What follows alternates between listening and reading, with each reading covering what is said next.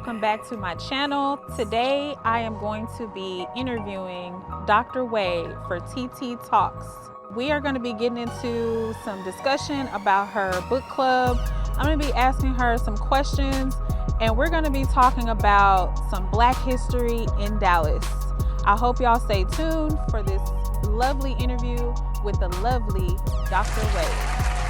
All right, Dr. Wade, thanks for coming out today. Griggs Park, these spots. So tell me about you. Tell me about your background. I was born in Sulphur Springs, so enjoyed being a country girl. We moved to Longview, probably my midlife. Had a good upbringing there. And then I just got inspired by one of my teachers to take a look into pharmacy. Okay. So pharmacy is my first love language. It's my first career. I absolutely love what I do. So I mostly talk to people about their medications on my day self. I talk to people about their medications. I talk to doctors' offices, and it's really an opportunity to intervene and make sure that people are as safe as they can, people are knowledgeable as I can help them be as they take their medications and stuff like that. So recently, a couple years ago is when I started this whole journey of this self that you see right here. So that's a beautiful journey. Listen, it's a fun time. I like it. And when I go back and look, I'm like, man, so much stuff just added up. So I'm happy about, all parts of my life. Yes. So what inspired you to start your book club? I like to read. I love to read. And I also found that I like to research. So as I, went through pharmacy school, there's a lot of details and stuff that you have to explore. So I was like, what if I applied this to history? Right. And I found that I liked it.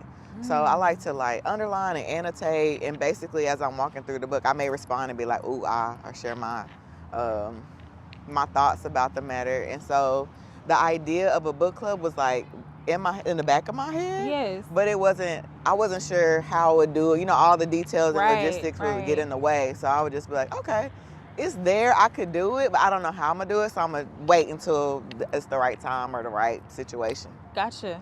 So what type of books do you read in your book club? I mostly read nonfiction books. Okay. Because I feel like, in my own research and exploration, there's so much information in there that we need to know that not only will help us as people, but help us connect with our culture, help us connect with ourselves and really get into that piece of self-discovery, your culture. And so it just became fun. Okay. Nothing wrong with that. So where does your book clubs meet? So my book clubs, we meet at historic places in the city. I actually learned that from the Pinkers at the Hidden History Tour. Yes, love the Pinkers. So once I came here, I'm glad that we are here. Thank you for choosing this spot, because this was the first time where I actually was so moved by history that it made me feel a type of way. Okay. So I was like, okay. And then the accommodation was coming out. Yes. At the same time where it was just read. So I was like, you know what? We're going to come here. Yes. And we're going to read. So all the pieces of the book club fell into place. And I just wanted to keep that up. Yes. Being at historic places and reading nonfiction. And kind of setting it up like lessons, school, because as you do a lot of nonfiction research, that's what they did. So that's why that's important. So we need to go back and see what they did when they had these successful communities. What was they doing? Right.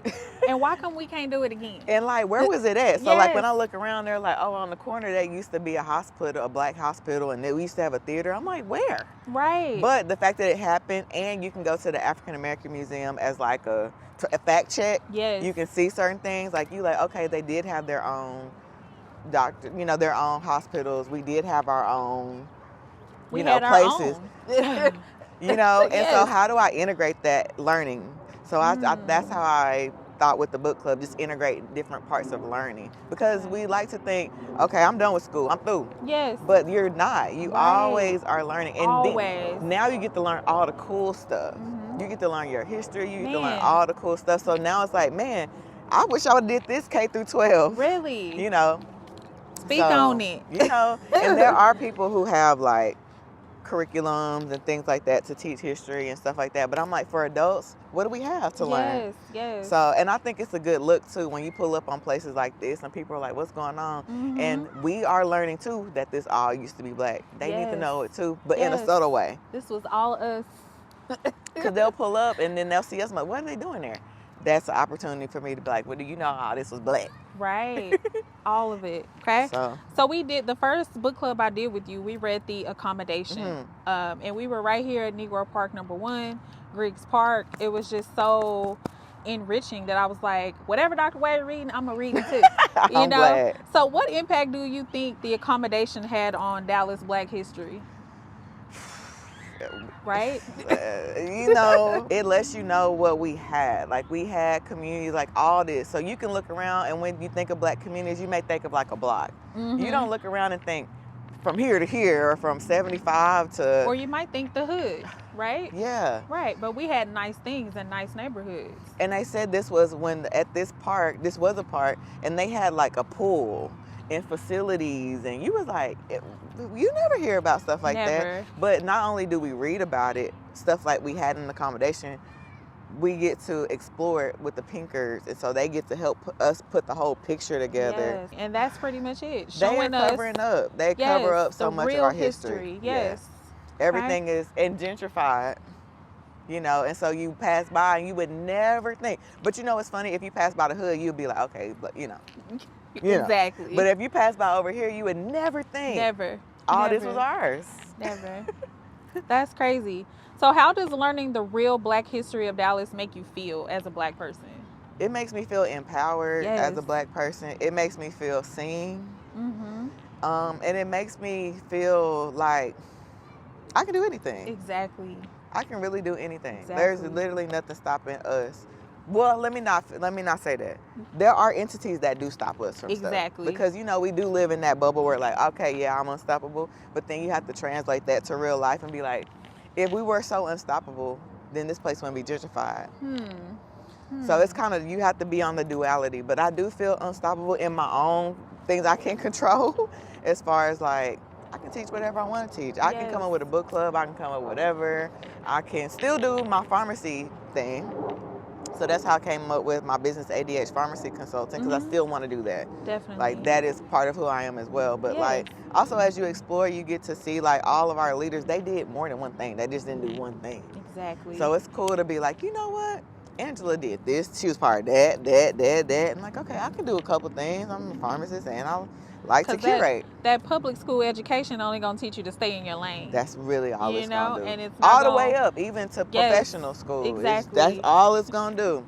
Yes, but when you start learning on your own, you learn the truth. You learn different ways. You learn that you can do whatever you want. So that's great. Okay. Do you think black people in Dallas should do more to tell our stories and to know our history? Yes, I think, and here's the thing, I think we do in certain areas. Like if you go to South Dallas, and people know the preservation is there, but there's still so much that we need to tap into, I'll say. So for example, the Hall of Negro Life was at the in Fair Park. It's not there, so when we go there, we only see the buildings that are still there. We don't know that there was like a whole hall of Negro life. Wow. That was really neat, and I still do some explorations about it, but like there's history that's not here. So yeah, we do need to connect with it, because when you connect with it, then you become empowered. Exactly. And you be like, when you come here, you like, okay, my people was around here somewhere. Exactly. And then those things they tried to remove from us, we bring them back to life. Period.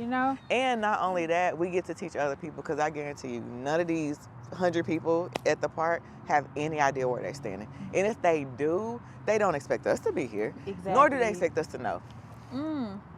That's true. Because it gets to be history, right? When no one really knows what went down and stuff like that. So whenever we uncover it, we get to let it be known, like, hey, we didn't forget. We ain't forgot. Not at all. All right. So the second book club I did with you, we read The Miseducation of the Negro. Do you think we have been miseducated? 1,000%. Yes. And you know what the weird part about it is? We've been miseducated, because this is what Carter G said. A couple of things. He was just like, y'all not being creative. We have these entities. We got HBCUs, but especially back then, things were coming out. We got these educated people, but why we doing it like them? Yeah. We complain about certain hierarchies, like president, all these titles. We complain about that, but then we go and do the same thing in our organization. Exactly. And then we don't teach anything new.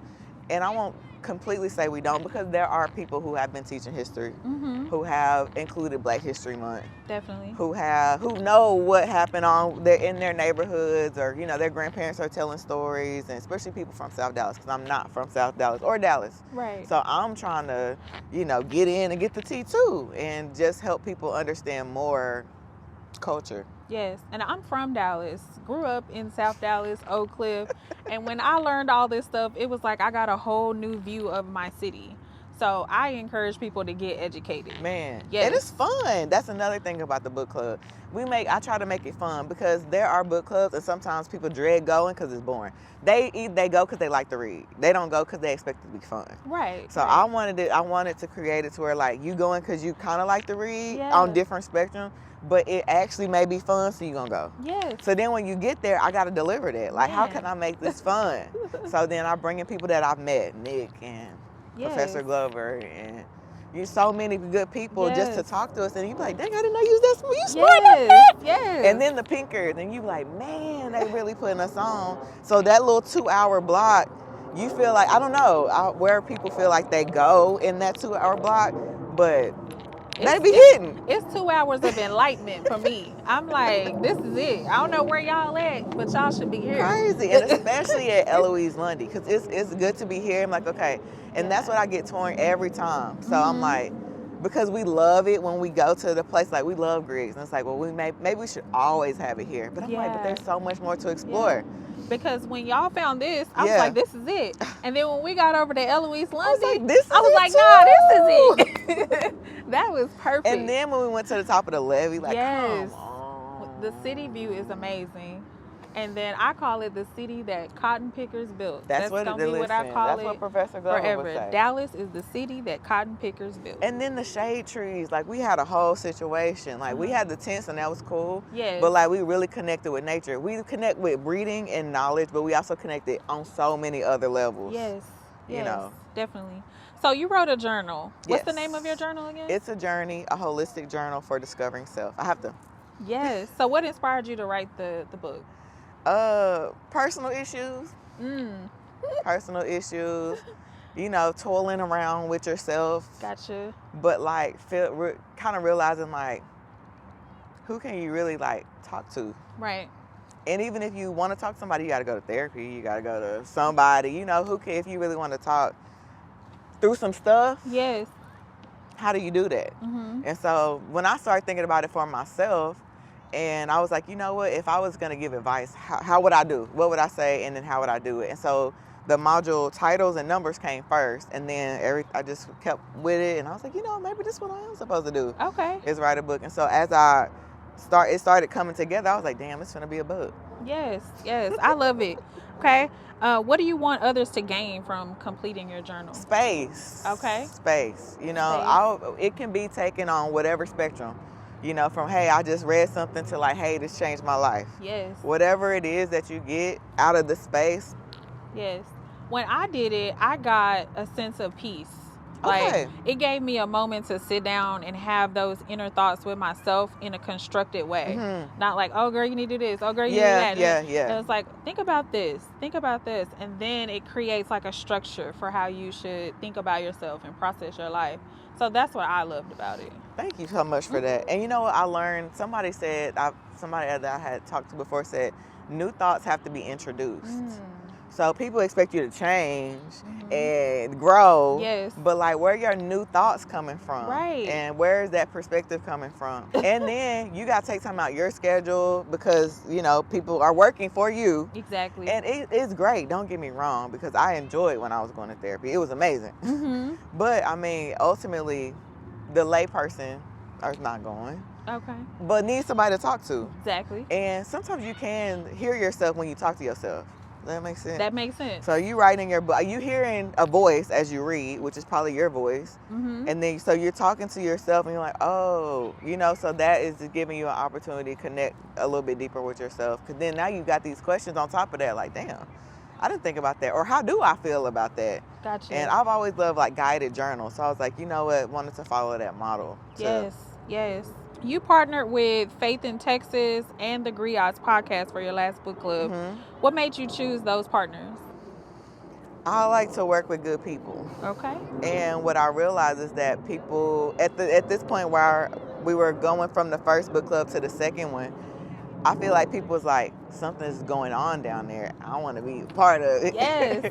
So Kofi and Sean, I don't even know if I had met them at the time when they were like, we'll send books. Okay. So they sent books. They sent the things we used in the giveaways. Yes. So that was just real special. Yes. And then also Faith in Texas with their Bell Fund. I was really involved in their Bell Fund. Okay. And that part of what Faith in Texas believed in what I was doing.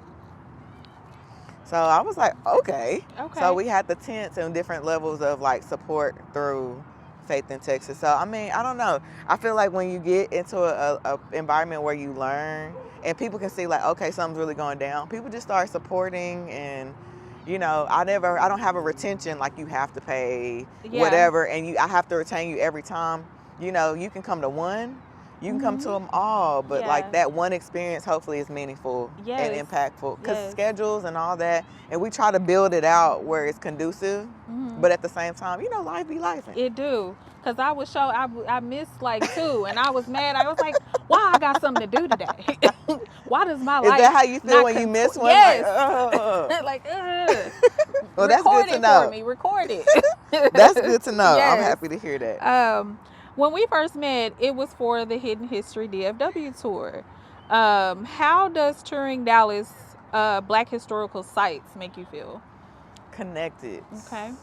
Connected. Because when you go, especially in this area, when we saw Miss Sanders' house, it made you feel like that could be your granny house. Yes. That could be your auntie house. And like, yeah, and it used to be. And when you go to like your hometowns, it is fun to do that. Yeah, this used to be right here. Remember we used to go over here and do that? Yes. And so I feel like on the tours, the people who lead them can connect you that way. And like, and you look and you like, man, y'all used to do what? Yeah. Y'all used to come over here, or people used to do what over here where I'm standing right now? Exactly. So it just gives you that connectivity. And then when you go around, people look like you, people don't look like you. Then you find out where your people are, and you find out what they did that was amazing. Yes. And then you're like, God damn, y'all did what? Right. And then when you know you go continue to the African American Museum, and there's confirmation, it's just all connected. And I really wish the Hall of Negro Life was still around, because apparently people would come in all over from the country to go to Fair Park and see that, because it was just an amazing presentation of Negro life. Wow. And people was fascinated. I was just reading about it today. People were so fascinated when the white people go in there. They would just be in so much disbelief. Yeah. Like, no way y'all could have done that. But I'm like, where was y'all at, though? Yeah. Come on now. See? My favorite part of the first tour that we did was the memorial over across the street. Yeah, the Freedman Cemetery. The Freedman Cemetery. It just amazed me. So what was your favorite part of the tour? Oh, no. Right, everything. I mean, my favorite part of the tour definitely was Griggs Park. Okay. Because it gave me, when I came out, and just the view getting off the bus, you coming in the neighborhood, and everybody's looking around like, what's going on? Like, they looking like you not supposed to be here. We coming back. So we pulling up in this charter bus. We not coming in raggedy. Yeah. That's why I love the Pinkers. Yes. We coming in fly in our full charter bus, and guess who getting off? Nigga. Black, nigga. Right. And people are like, oh my God. One time I felt like somebody like was radioing in. I was like, what? We can't be at our, y'all did know that. So this was the first place where I like felt it in my gut. You know, like, even other places were amazing too, don't get me wrong. But this is where I first felt it like, nah. I got you. Yeah, because this park, it does stand out, because you would think like, oh, this is just another white park, right? Yeah. I would have never thought this was a Negro park. So I definitely get it. Are there any other historic locations that you have in mind for your book club? Yes. First of all, we are really struggling with stepping away from Eloise Lundy. We're like, well, should we always do it there? One more. Just, but there is Anderson Bonner Park. Okay. By the Galleria. Okay. So Mr. Bonner owned like 2,000 acres of land. I remember his story, yes. Yeah. And his legacy is still here to tell the story. I actually met his great-great-grandson. Nice. through Professor Glover, because he holds like meetings, community meetings and Okay. stuff like that. So there was something going on. He does cotton presentations. Okay. And one of the Bonner legacy was there. And I was just like, oh my God. He was like, it wasn't me. But I was like, but still. Right. But like to own 2,000 acres of land, and now I think the Galleria is there, the hospital is there. So I'm like, just the way they did this with like eminent domain, took out Freedman Cemetery for 75 eminent domain. It just make you wonder, like, y'all got sneaky and was like, we're gonna create this policy where we can take anything we want, I any started land hating we that want. word. I'm like, eminent domain. Yeah, Like, what is especially if I that? can be like, okay, I'm gonna take your land. Guess what? Even though you doing your thing, because he had a whole business, and the grandson was like, yeah, because I used to have to work. Yeah. So it wasn't like everybody was sitting on their throne like an overseer type Yeah. situation. Like, oh, I get to be the plantation owner. It was more like community driven.